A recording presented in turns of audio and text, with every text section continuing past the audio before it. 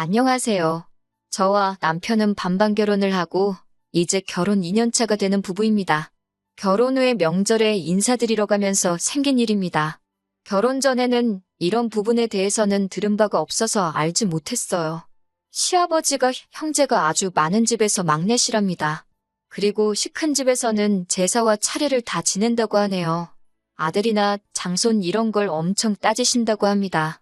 제사 안 지내면 하늘이 무너진다고 생각하는 큰 집인데 문제는 말씀드린 대로 시아버지가 막내라서 문제라고 하십니다. 그래도 막내라고 장손이신 남편의 큰아버지만큼은 아니지만 집안에서 조금 투자를 해주셨다나 봐요. 그래서 시아버지는 서울에서 공부도 할 수 있었다고 합니다. 시어머니도 아버님께서 서울에서 대학 공부하던 시절에 만나게 되었고 결혼까지 하게 되었다고 하고요. 아버님께서 집안에 도움도 받고 결혼까지 했으니 거기까지만 들으면 나쁠 게 하나도 없는 이야기인데 아무래도 아버님 위로 남자 형제들이 많이 있다 보니 집안에서 여자들끼리 문제가 생겼나 봐요. 일단 인생을 한 지역에서만 살아오신 아버님의 형제분들은 다 같은 지역에 계시는 분들과 결혼을 하게 되었다고 합니다. 그래서 서울 출신인 시어머니를 엄청 싫어하셨다고 해요. 거기에 그것뿐이겠나요? 시조부 시조모님이 살아계시는 동안에는 괜찮았지만 두 분께서 돌아가시고부터는 남편의 큰어머니들이 시어머니를 향해 불편한 기색을 숨기지 않으셨답니다. 다른 지역에서 왔다고 싫어하고 또 첫째 큰시아버지를 제외한 나머지 형제들은 우리 아버님에 비해 집안의 지원이나 그런 걸 하나도 받지 못하셨으니 그걸 가지고 또 형제들끼리 이간질도 하셨나 봐요. 그러면서 명절이나 제사 같은 게 있으면 며느리들이 힘을 합쳐서 우리 시어머니한테만 모든 힘들고 고된 일들을 몰아주고 그렇게 못살게 구셨답니다. 하지만 시아버지는 막내다 보니 형님들을 등에 업고 있는 큰어머니들을 혼자 당해내지 못하셨고 그렇게 한동안 어머님이 고생을 하셨다고 해요. 그러다가 어머님이 더는 참지 못하겠다고 말하고 그렇게 시부모님은 고향을 떠나서 서울로 상경을 하셨다고 하네요. 그랬기에 시어머니는 더 이상 시어머니의 시댁 식구들에게서 벗어날 수 있었지만 아버님은 형제들과 등을 지게 되었다고 합니다. 뭐 여기까지 들으면 아무 문제도 없고 어머님이 100번 잘하신 일인데 문제는 저희가 결혼을 하고부터입니다. 사실 아버님이 형제들과 완전히 척을 지고 연을 끊고 살았던 게 아니라 아버님 혼자서 몰래몰래 형제들과 연락을 하면서 지냈다고 합니다. 사실 저희 결혼식에도 아버님께서는 당신 형제들을 초대하고 싶으셨나 봐요. 하지만 어머님이 못 부르게 하셔서 못했다고 합니다. 보통 명절에는 시댁이나 친정이나 다 서울에 있다 보니 하루씩 날을 잡아서 양가에 다녀오고 있어요. 나머지 연휴는 집에 돌아와서 쉬고 있고요. 그 외에도 생신이나 어버이날 같이 자잘한 행사들도 챙기고 있습니다. 그런데 지난 설날에는 아버님께서 저희를 부르시더니 충격 선언을 하시더라고요. 올 추석부터는 큰 집에 가겠다고 하시면서요. 아버님에게 큰 집이니까 저한테는 큰 집이죠. 앞서 설명드린 대로인데 어머님도 아버님한테 그게 무슨 소리냐고 하면서 당신 미쳤냐고 하는 겁니다. 아버님께서 하시는 말씀은 우리 큰형님도 70이 넘었다고 이제 살아봐야 얼마나 더 살겠냐면서 당신은 이제 명절 때 꼭 당신 형제들을 봐야겠다고 하시는 거였어요. 어머님은 미쳤냐고 그 집구석에 내 발로 들어갈 일은 없다고 단호하게 거절하셨습니다. 아버님은 어머님을 설득한다고 하시는 말씀이 이제 형님들도 다 며느리들 보고 했으니 당신한테 그때처럼 일거리를 시킬 것도 없다고 하십니다. 큰형수님이 진두지휘하고 며느리들이 다 알아서 하니까 당신은 거기 가서 차려놓은 음식만 맛있게 먹고 오라는 거예요. 그래도 어머님은 계속 정색을 하시면서 싫다고 하시더군요. 제가 시집살이를 겪어본 건 아니지만 자초지종을 알고 있는 제가 볼 때 어머님한테는 그 당시가 얼마나 안 좋은 기억이었는지 이해가 가는 정도였습니다. 하지만 아버님은 계속해서 그 집을 나온 이후로 부모님 제사도 한 번 안 드려보고 묘에도 가본 적이 없다고 하시면서 그런 자기 속은 어떻겠냐고 말하며 어머님 보고 참 이기적이라고 하시더군요. 아무튼 두 분이서 분위기가 험악해지니 덩달아서 저희도 그 자리가 불편해졌어요. 어머님은 아버님하고 점점 언성이 높아지다가 방에 들어가서 드러누우셨고 아버님은 거실에서 담배만 계속해서 뻐끔뻐끔 피워대셨습니다. 평소라면 하룻밤 자고 아침 일찍 친정으로 출발을 했을 텐데 그날은 저녁 식사도 하기 전에 자리를 떠야만 했습니다. 그만큼 그 자리에 있기도 불편한 시간이었어요. 돌아오는 차 안에서 운전하는 남편에게 어머님이 참 안 되셨다는 이야기를 했는데 돌아온 남편의 반응이 예상 외였습니다. 저보고 시댁에서 그랬으면 안 된다고 하는 거예요. 뭘 그랬으면 안 되냐고, 무슨 말이 하고 싶은 거냐고 물었더니 아버님하고 어머님이 그런 일로 싸우고 있는데 어떻게 아무 말도 안 하고 가만히 있냐고 하는 거예요. 부부싸움은 칼로 물베기라는데 친구 부부가 싸우는 것도 아니고 시부모님이 싸우는 건데 그걸 내가 무슨 수로 말리냐고, 그러는 너는 뭐 했냐고, 자기도 가만히 있었으면서 집안 분위기 험악해진 게 왜 내 탓이냐고 한마디 했습니다. 저는 남편이 저한테 뭘 기대한 게 아니라 자기 부모님이 싸우는 모습을 보여줘서 짜증이 나서 저러는 줄 알았는데 그게 아니었어요. 남편은 저보고 어머님이 왜 큰 시댁을 그렇게 싫어하게 된 건지 자기가 자초지종을 다 이야기해 주지 않았느냐 하면서 그 자리에서는 제가 어머님을 안심시켜줬어야 한다는 거예요. 그러니까 어떻게 안심을 시켜드리냐, 그걸 내가 무슨 수로 어떻게 해야 하는 거냐 따지니 아버님이 하신 말씀 못 들으셨냐고, 며느리들이 다 집안일을 하고 있다는 말에 제가 어머님한테 가서 큰집 가서 일은 제가 다 하면 되니까 어머님은 걱정 말고 쉬고만 계시면 된다고 했으면 좀 좋았냐고 하는 거예요. 다른 사람도 아니고 남편이 그런 말을 했다는 게 정말 이해가 되지 않았습니다. 그러니까 지금 저보고 일면식도 없는 남편의 큰집에 가서 제사 준비하고 전부 치고 그래야 한다고 말하는 거잖아요. 제가 제대로 들은 게 맞냐고 물으니 남편이 자신 있게 맞다고 합니다. 그러면서 자기 기분도 제가 이해해줘야 한다는 거예요. 자기도 당당하게 친척형 누나들과 같이 시간을 보내보고 싶다고, 학연지연 혈연이라는데 혹시 아냐고 하면서 나중에 자기 형제들이 저를 도와주게 될 일도 있지 않겠냐고 하는 겁니다. 그러니까 아내인 제가 내조를 해야 하고, 나아가서는 제가 남편의 큰집에 가서 전부치고 제사 준비하면서 고생하는 게 그동안 형제들과 떨어져 지내야 했던 아버님을 위해서 할 수 있는 가장 큰 효도이고, 큰집에 가는 걸 두려워하는 어머님을 위한 효도라고 하는 거예요. 솔직히 진짜 어이가 없었습니다. 솔직히 어머님께서 아버님 말씀대로 앞으로는 큰집에 가시겠다고 결정을 한다고 쳐도 그 집에 제가 따라가야만 하는 무조건적인 이유는 없는 거나 마찬가지잖아요.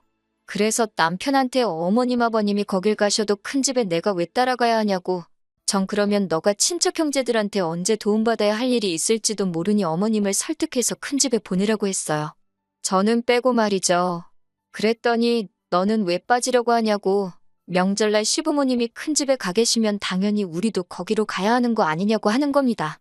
나는 일면식도 없는 당신 친척들 사이에서 눈칫밥 먹으면서 일만 하다가 오고 싶지 않다. 맞벌이 하는 것도 힘들어 죽겠는데 연휴라고 1년에 몇 번 있지도 않은 거, 먼 길 가서 일만 더 하다 오고 싶지 않으니 그렇게 가고 싶으면 혼자 가라고. 저는 집에서 쉬겠다고 했습니다. 그러니까 저보고 왜 이렇게 이기적이냐면서 우리 반반 결혼했는데 명절에 시부모님을 안 보겠다고 하는 거냐입니다. 반반 결혼했으니 양가에 똑같이 해야 한다면서 저보고 명절에 시부모님 따라 큰집에 가지 않으면 앞으로 저도 친정에 갈 생각을 하지 말라는 거예요. 그게 공평하다고 하면서 말이죠. 그게 말이냐고 아니면 방구냐고 조금만 생각해서 말하라고 한마디 했습니다. 저도 큰집 있다고, 그런데 나는 어릴 적 이후로 큰집에 다녀온 적도 없고 안 다녀서 별 문제도 없다고 했어요. 반반 결혼했다고 공평한 거 불공평한 거 따지지 말라고, 전 그러면 시부모님이 큰집 다녀오시고 돌아오신 날에 시댁에서 보자고 했습니다. 그러면 친정부모님도 뵙고 시부모님도 뵙고 공평하게 똑같은 거 아니겠냐고 말이죠. 그렇게 말하니까 아무 말도 하지 못하더라고요. 한참 끙끙대면서 아무 말도 못하고 운전대만 잡고 있던 남편이 너는 어쩜 사람이 그렇게 계산적이냐고 하면서 저보고 조금도 손해볼 줄 모른다고 합니다.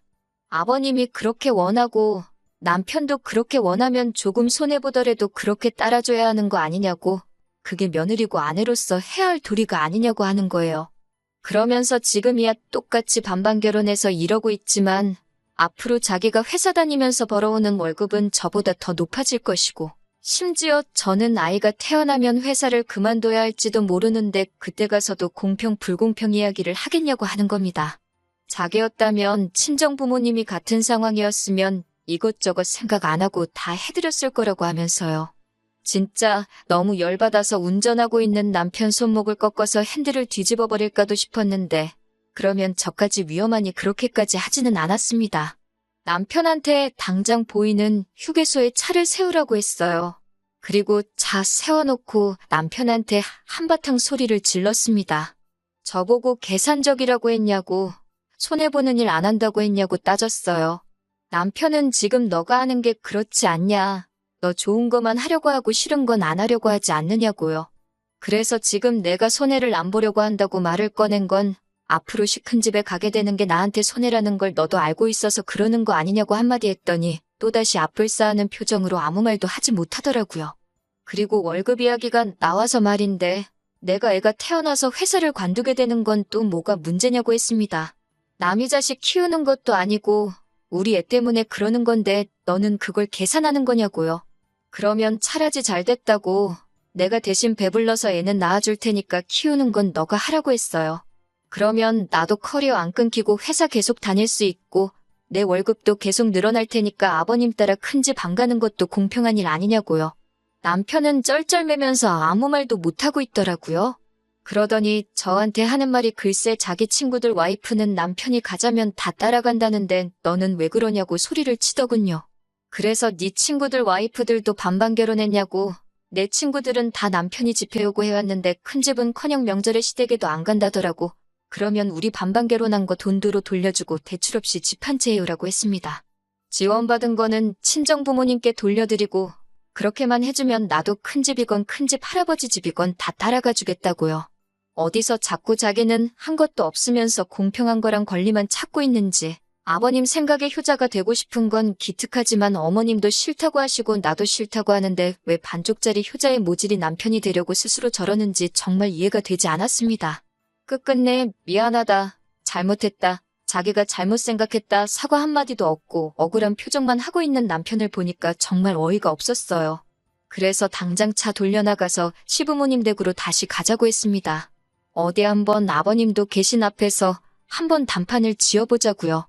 남편은 이만큼이나 왔는데 뭐하러 다시 가냐고 그제서야 대답을 했지만 제가 남편 하는 말 싹 다 무시해버리고 그냥 시댁으로 다시 가자고 했습니다. 시댁으로 돌아가는 길 내내 남편은 꿀먹은 벙어리 마냥 아무 말도 못하고 운전만 하더군요. 솔직히 차 안에서 남편을 더 꼼짝도 못하게 해줄 수 있었지만 참았습니다. 1시간쯤 차를 달려 다시 시댁에 도착했는데 시부모님도 별반 다를 바 없이 저희가 출발한 순간부터 계속 싸우고 계셨나 봐요. 문 앞에 서 있는데도 바깥까지 두 분이 투닥거리시는 소리가 다 들려오더라고요. 저희가 문을 열고 다시 들어오니 두 분은 니들이 왜 다시 또 왔냐는 듯이 의아해 하셨습니다. 그래서 두 분 앞에 남편을 끌어다 앉히고 남편한테 아까 나한테 한 말 다시 한번 해보라고 했습니다. 남편도 역시 자기가 했던 소리가 얼마나 어이가 없고 불공평한 이야기인 걸 알고 있는지 계속 아무 말도 안 하고 있더라고요. 그래서 더 참을 것도 없이 그냥 제가 남편이 했던 이야기 그대로 토시 하나 빼먹지 않고 전부 말씀드렸어요. 아무튼 이 사건의 원흉이나 마찬가지인 아버님도 제 말에 아들 편 한마디도 거들어주지 못하시고 아무 말도 없고 어머님은 아주 자식이나 아비나 둘 다 똑같은 놈들이었다고 이 집구석 남자들은 생각하는 게 왜 저 모양 저 꼴이냐며 아주 속이 터지고 분통이 터진다고 하시더군요. 갑자기 저를 보더니 시집 잘못 샀다고 이런 집구석인 줄 알았더라면 제 결혼도 반대했을 거라고 미안하다고 하시면서 어머님께서는 이제라도 바로잡자고 말하고는 제 손을 잡아 끌고는 밖으로 나가시더라고요. 갑자기 제 손을 잡아 끌고 나가시니 아무 말도 못하는 아버님께서 그제서야 어딜 가느냐고 물어보시더군요. 어머님은 마누라 팔아서 지 가족들한테 잘하려는 이 집구석 남자들한테 지쳐서 떠나간다고 소리를 치셨어요. 그리고 남편한테도 네 와이프도 무슨 잘못이냐고 이런 집구석인지 몰라보고 와서 평생 고생할 생각하니 불쌍해져서 어머님이 이혼하러 가시는 김에 저도 이혼시키고 오겠다고 하시는 겁니다. 당신 큰형님 살아봐요. 얼마나 살긴 요새 100세 시대라는데 앞으로 30년은 더 사시는 거 아니냐고 우리 며느리 아무것도 모르고 시집와서 60살이 될 때까지 그 집에서 막내 며느리라고 나처럼 식모대우 당하면서 자비라는 거 대물림 시킬 바에야. 그러기 전에 여자들이 떨어져 먼저 나가겠다고 그 잘난 가족들 보고 싶고 도움받고 싶으면 당신 남자들이 그 집 가서 엉덩이 춤을 추던 전을 부쳐먹던 한번 신나게 우리들 없이 잘 살아보려고 하시는 겁니다. 그러고 나서 진짜로 집 밖에 나왔는데 정말 나오자마자 아버님도 남편도 따라 나와서는 잘못했다고 싹싹 빌더라고요. 아버님은 아버님대로 너무 어머님 마음을 헤아려주지 못했다고 하면서 미안하다고 하고 남편도 미안하다고 저한테 사과하면서 이웃만큼은 하지 말자고 합니다. 그 뒤로는 남편도 큰 집 이야기는 속 들어가고 한 번도 꺼낸 적 없어요. 오히려 전보다도 더 저한테 조심스럽고 말이죠. 공동의 목적이 있어서 제 편을 들어주셨지만 어머님 덕분에 남편이 이젠 더 이상 저한테 찍소리도 하지 못하네요. 어머님한테만큼은 잘 내드려야겠다 싶었는데 어머님께서도 명절이라고 시댁 찾아오고 그럴 필요 없다고, 어차피 다 같은 서울 하늘 아래 있는데 보고 싶으면 당신들이 먼저 저희를 찾아오시겠다며 명절 때 의무적으로 올 필요도 없다고 하시네요. 남편이 따지고 보면 저한테 대리효도를 바랬던 건 사실이지만 남편의 부탁 때문이 아니고 제 마음에서 우러나오는 효도를 하려고 합니다. 며느리라고 남은 아니잖아요. 제가 해야 할 자식된 도리 다 하면서 우리 가족 한번 행복하게 살아가는 가정으로 제가 만들어 보려고 합니다.